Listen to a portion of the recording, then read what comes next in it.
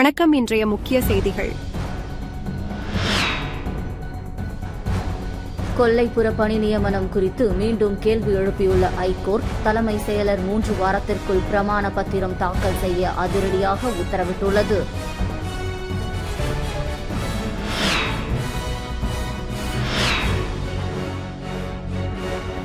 புதுச்சேரியில் பொதுப்பணித்துறை தலைமை அலுவலகம் மீது தக்காளியை வீசி போராட்டத்தில் ஈடுபட்ட பணி நீக்கம் செய்யப்பட்ட ஊழியர்களை போலீசார் கைது செய்ததால் பரபரப்பு ஏற்பட்டது.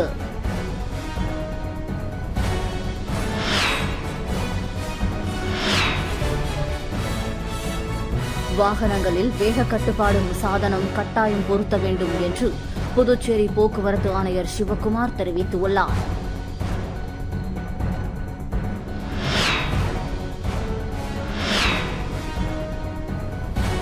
புதுவை மாநில காவல் நிலையங்களில் பதிவாகும் முதல் தகவல் அறிக்கை அந்தந்த பிராந்திய மொழிகளில் இடம்பெற வேண்டும் என்று காவல்துறை தலைமை இயக்குநர் ஷாலினி சிங் உத்தரவிட்டுள்ளார்.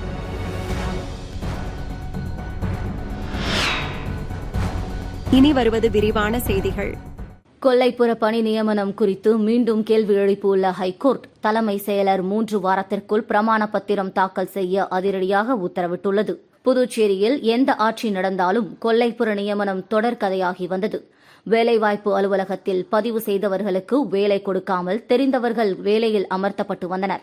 இது தொடர்பாக பொதுப்பணித்துறை வாரிசுதாரர்கள் சங்கம் சார்பில் 10 பேர் ஹைகோர்ட்டில் கடந்த 2023ஆம் ஆண்டு நீதிமன்ற அவமதிப்பு மனு தாக்கல் செய்தனர். ஹைகோர்ட்டின் முதல் உத்தரவில் இந்திரா காந்தி அரசு மருத்துவக் கல்லூரியில் கொல்லைப்புற நியமனம் செய்யப்பட்ட 800 பேரை நீக்க உத்தரவிட்டது. இரண்டாவது உத்தரவில் அனைத்து துறைகளிலும் கொல்லைப்புற நியமனம் தொடர்பாக பட்டியல் தயாரித்து சமர்ப்பிக்க உத்தரவிட்டது.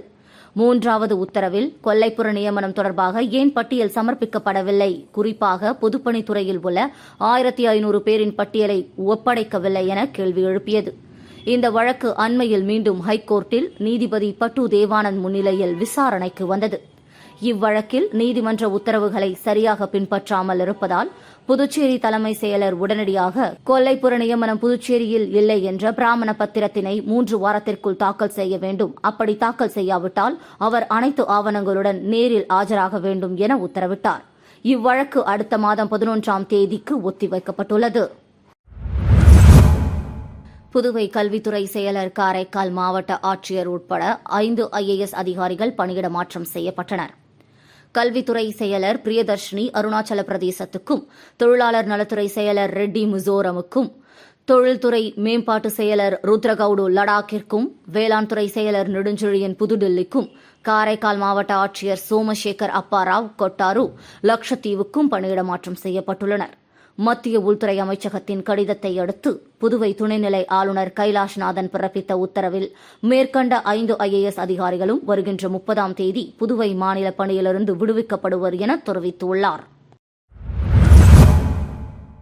புதுச்சேரியில் பொதுப்பணித்துறை தலைமை அலுவலகம் மீது தக்காளியை வீசி போராட்டத்தில் ஈடுபட்ட பணி நீக்கம் செய்யப்பட்ட ஊழியர்களை போலீசார் கைது செய்ததால் பரபரப்பு ஏற்பட்டது. புதுச்சேரியில் 2015ஆம் ஆண்டு பொதுப்பணித்துறையில் 2642 பேர் பணிக்கு அமர்த்தப்பட்டனர். தேர்தல் நடத்தை விதிமுறை அமலில் இருக்கும்போது பணிக்கு அமர்த்தப்பட்டதால் தேர்தல் ஆணையத்தால் 2016ஆம் ஆண்டு 2642 பேரும் பணி நீக்கம் செய்யப்பட்டனர்.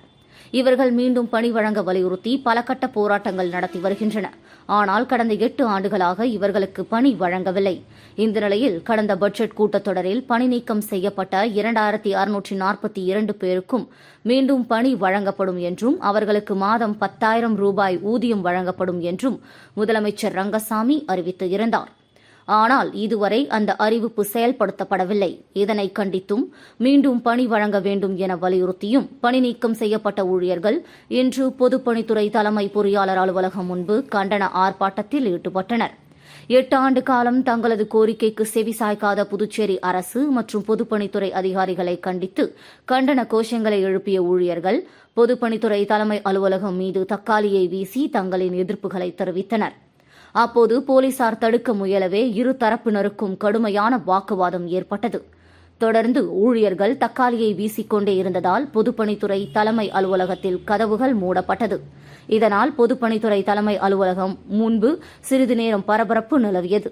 இதனை அடுத்து போராட்டத்தில் ஈடுபட்டு பணி நீக்கம் செய்யப்பட்ட ஊழியர்கள் 100க்கும் மேற்பட்டவர்களை போலீசார் கைது செய்தனர். புதுவை மாநில காவல் நிலையங்களில் பதிவாகும் முதல் தகவல் அறிக்கை அந்தந்த பிராந்திய மொழிகளில் இடம்பெற வேண்டும் என்று காவல்துறை தலைமை இயக்குநர் ஷாலினி சிங் உத்தரவிட்டுள்ளார்.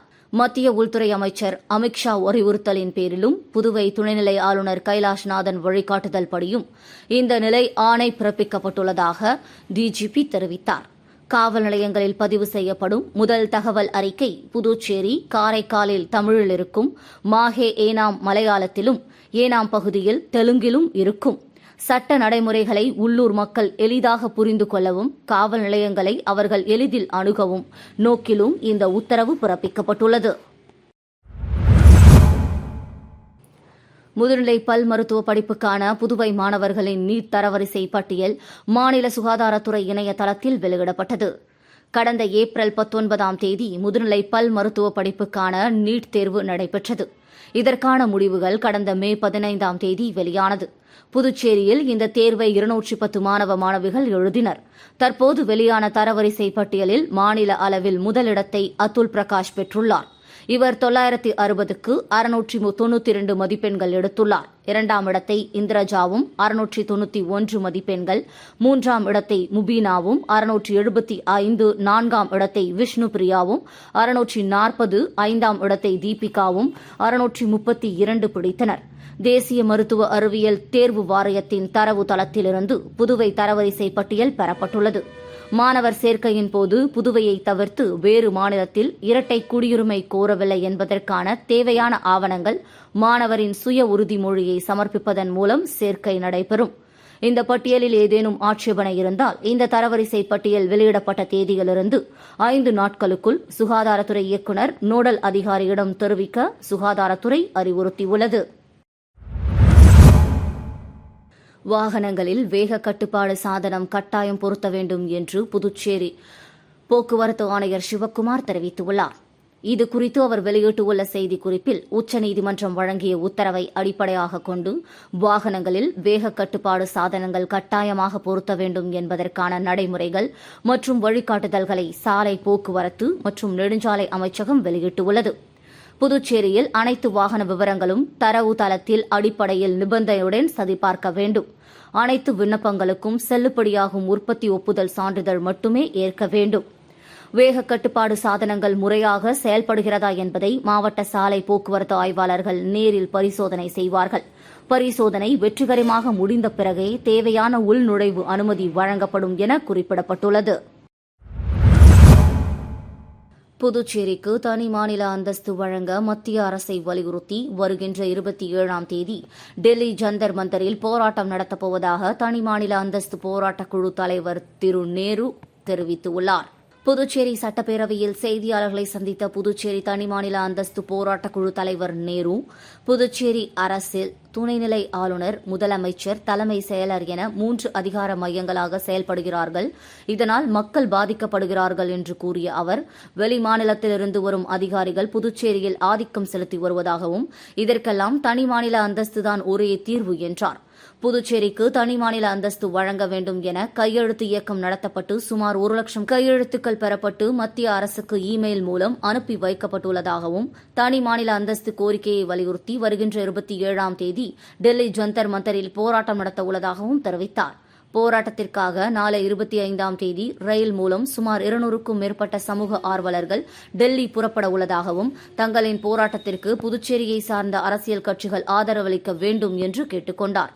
மேலும் தனி மாநில அந்தஸ்து கோரிக்கையை வலுப்படுத்தும் வகையில் தமிழக முதலமைச்சர் ஸ்டாலின், எதிர்க்கட்சித் தலைவர் எடப்பாடி பழனிசாமி, விடுதலை சிறுத்தைகள் கட்சித் தலைவர் திருமாவளவன் உள்ளிட்ட பல்வேறு அரசியல் கட்சித் தலைவர்களுக்கும் தமிழக எம்பிக்களின் ஆதரவு கேட்டு கடிதங்கள் அனுப்பியுள்ளதாகவும் நேரு தெரிவித்தார்.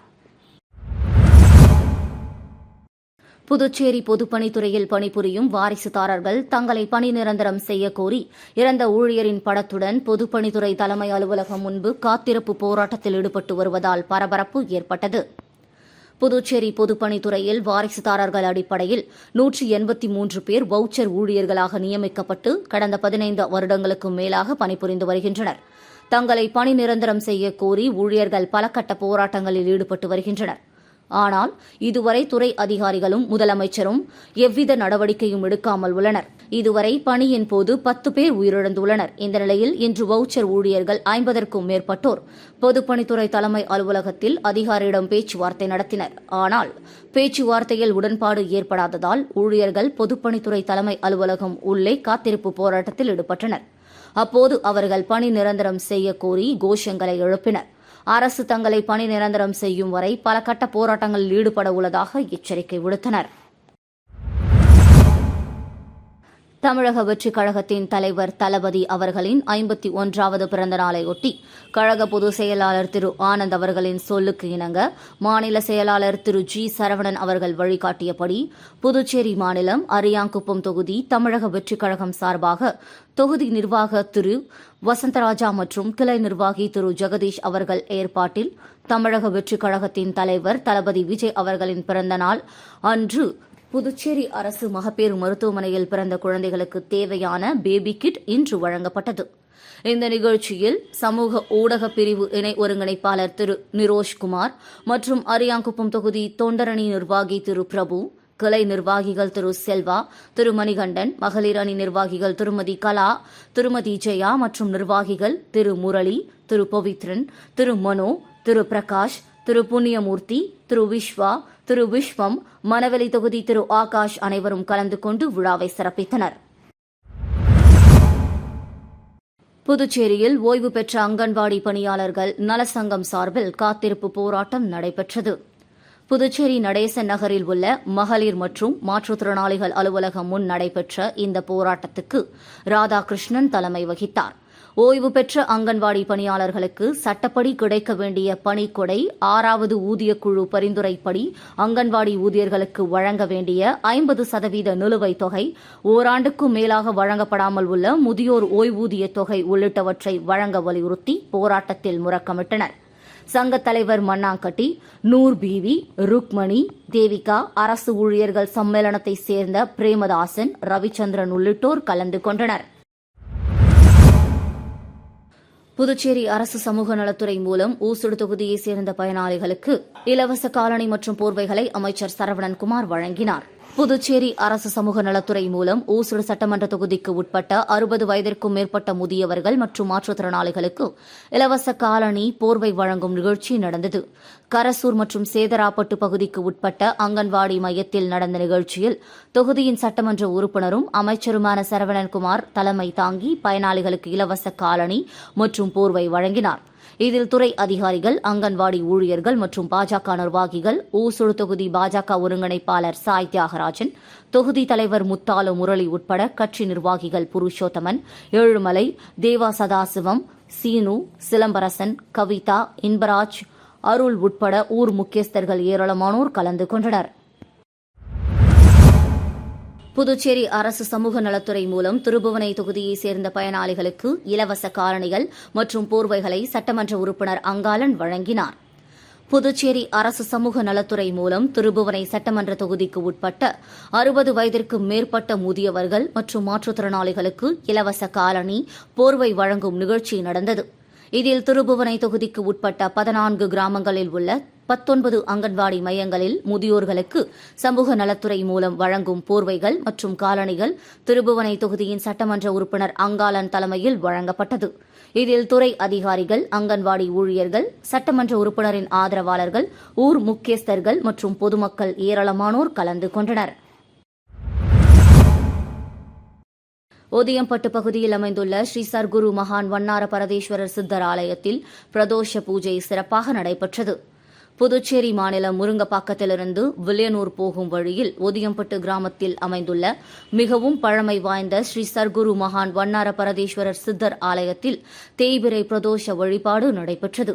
தேய்பிறை பிரதோஷத்தை முன்னிட்டு பால், தயிர், அபிஷேகத்தூள், மஞ்சள் தூள், விபூதி, சந்தனம், இளநீர், பன்னீர் மற்றும் கலச அபிஷேகம் செய்யப்பட்டு நந்தி மற்றும் மூலவருக்கு சிறப்பு அலங்காரம் செய்யப்பட்டு மகா தீப ஆராதனை காண்பிக்கப்பட்டது. இதில் சுற்றுவட்டார பகுதியிலிருந்து திரளான பக்தர்கள் கலந்து கொண்டு சுவாமி தரிசனம் செய்தனர். தொடர்ந்து விழாவில் கலந்து கொண்ட பக்தர்கள் அனைவருக்கும் அன்னதானம் வழங்கப்பட்டது.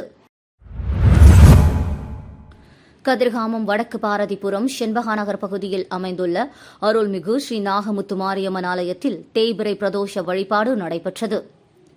புதுச்சேரி மாநிலம் கதிர்காமம் வடக்கு பாரதிபுரம் செண்பகாநகர் பகுதியில் அமைந்துள்ள அருள்மிகு ஸ்ரீ நாகமுத்து மாரியம்மன் ஆலயத்தில் எழுந்தருளியிருக்கும் கோடீஸ்வர லிங்கத்திற்கும் நந்தி பகவானுக்கும் தேய்பிறை பிரதோஷத்தை முன்னிட்டு சிறப்பு பூஜைகள் மற்றும் வழிபாடு நடைபெற்றது.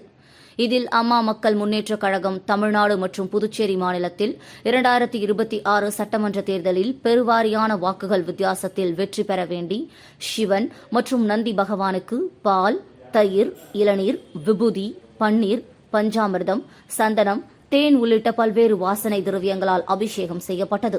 தொடர்ந்து சுவாமிக்கு மகா தீப ஆராதனை காண்பிக்கப்பட்டது. மேலும் விழாவில் கலந்து கொண்ட பக்தர்கள் அனைவருக்கும் அன்னதானம் வழங்கப்பட்டது. மீண்டும் இன்றைய முக்கிய செய்திகள். கொல்லைப்புற பணி நியமனம் குறித்து மீண்டும் கேள்வி எழுப்பியுள்ள ஐகோர்ட் தலைமை செயலர் 3 வாரத்திற்குள் பிரமாண பத்திரம் தாக்கல் செய்ய அதிரடியாக உத்தரவிட்டுள்ளது.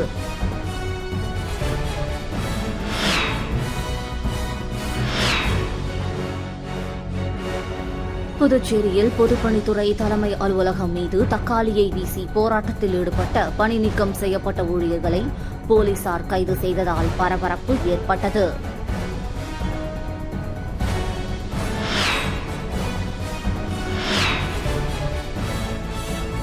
வாகனங்களில் வேக கட்டுப்பாடு சாதனம் கட்டாயம் பொருத்த வேண்டும் என்று புதுச்சேரி போக்குவரத்து ஆணையர் சிவக்குமார் தெரிவித்துள்ளார்.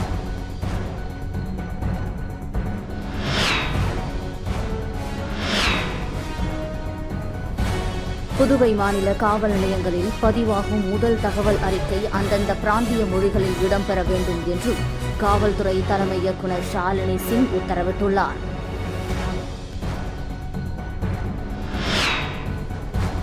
செய்திகளை துல்லியமாகவும் தெளிவாகவும் தெரிந்து கொள்ள கிரியேட்டிவ் மீடியா யூடியூப் சேனலை சப்ஸ்கிரைப் செய்து கொள்ளவும். நன்றி, வணக்கம்.